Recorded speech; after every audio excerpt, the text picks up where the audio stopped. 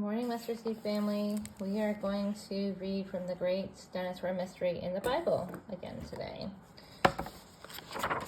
The topics we're going to go over are why did dinosaurs become extinct? Were the dinosaurs killed by a meteorite? Where did most of the dinosaur fossils come from? Alright, so here we are. I'm going to keep on the pictures mostly, okay? You see that big old fossil right here, the head, the spine. Why did dinosaurs become extinct? There have been many ideas to explain why dinosaurs became extinct. At least 55 different theories.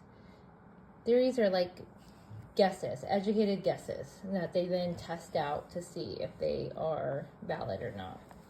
So they had at least 55 different theories have been suggested and then thrown out because of problems. For instance, a theory that works for large animals usually does not explain the extinction of small animals or sea creatures. Whatever happened to dinosaurs, scientists agree that it must have affected the whole world. Were the dinosaurs killed by a meteorite?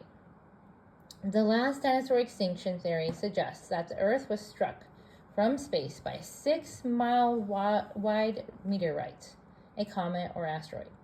Such a collision could have left a huge layer of dust in the atmosphere. The dust could have been enough to block out the sun's light for months and perhaps years.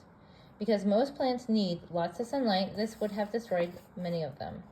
The dinosaurs would have starved on a cold, darkened planet.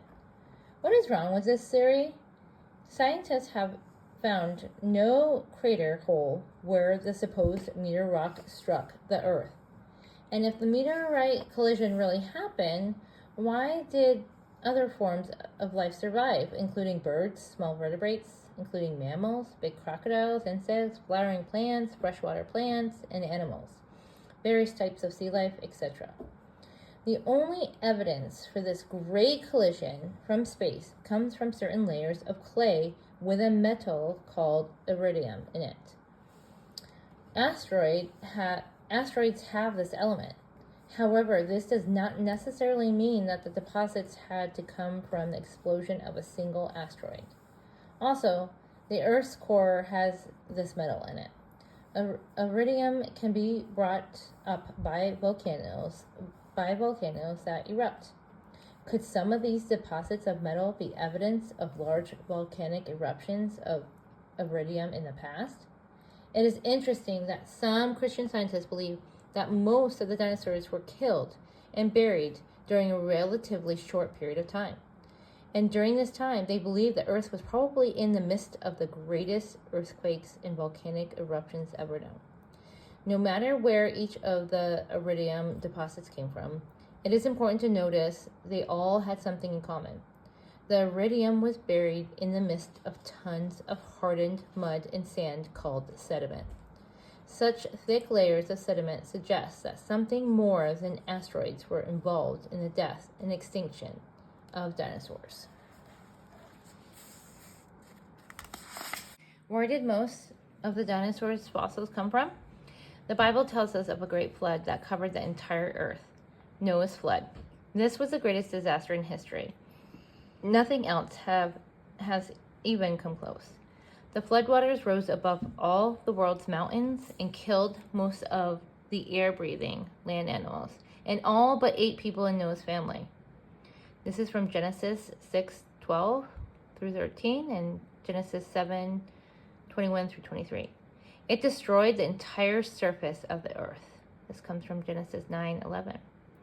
Great supplies of water stored underground came bursting out. Genesis 7:11 and 8:2. The earth's crust heaved and buckled, unleashing terrible volcanic eruptions and massive earthquakes like the world has never seen before or since. Rain poured out from dark, thundering skies in unending torrents. Waves of loosened earth and trees slid down hillsides, bearing plants by the thousands. All the cities were totally destroyed, and so was God's garden in Eden. For 40 days, the rains continued, and the waves continued to rise, fed by vast amounts of underground water, which used to feed the rivers and springs of the world, including the garden in the land of Eden. This is from Genesis 2:6 and Genesis 10 through 14.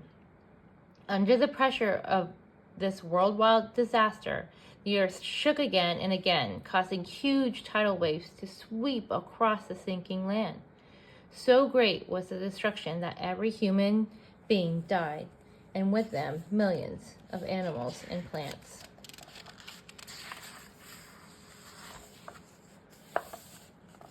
The only people spared were Noah's family. According to God's instructions, Noah built a great barge-shaped boat to save his family and thousands of animals to be used to refill the earth.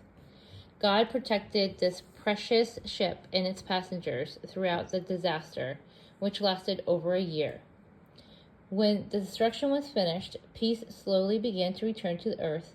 Eventually, the waters dropped to a level safe enough for Noah and his family to leave the ark on dry ground. This is stated in Genesis 8:13-14. Such a great event would surely have left evidence to be found today. For instance, one would expect to find billions of dead creatures buried by water and mud and sand, now hardened to rock. And that is exactly what scientists do find around the world. Thousands of dinosaur bones can be found where they were, washed together by violent flood waters and buried under mud, sand, and rock. Many of the animals were torn apart and their bones broken and jumbled up. The muds and sands hardened like concrete to form the great layers of fossil rocks we find today. Quick flood burial would be the only way that so many dinosaurs and other things could have become fossilized in the way scientists have found them. Animals and planets will fossilize only if they are buried quickly and deeply before predators decay and weather destroy them, right? It must be a great catastrophic event, and the Noah's flood would have been a great catastrophic event. So next week we're going to read about fossils and how long it takes to form and whatnot. So I hope you guys enjoyed the reading today.